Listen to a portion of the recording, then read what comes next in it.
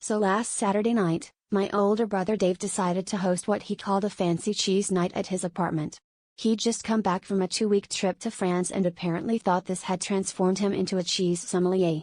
The invitation even said, dress code, business casual, cheese code, strictly fancy.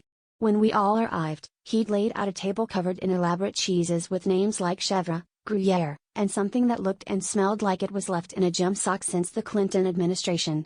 There were little toothpicks, tiny signs, and a playlist called Smooth Jazz for dairy enthusiasts. You get the idea. At first, everyone tried to play along, pretending we knew how to pronounce Roquefort and acting like the blue mold was a feature, not a biohazard. But as the night progressed, the atmosphere got a little tense. My friend Kevin insisted Brie was just fancy French cream cheese, while Dave's girlfriend swore her favorite was something called Epoisses de Bourgogne, which, judging by the smell, should have been kept in a lead-lined box. The debate quickly spiraled out of control.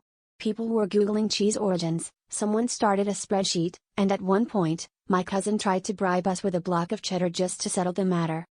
Things really escalated when Dave pulled out a cheese labeled Cashel Bleu and declared it the fanciest of all, mainly because it had an accent in the name. That's when chaos broke out.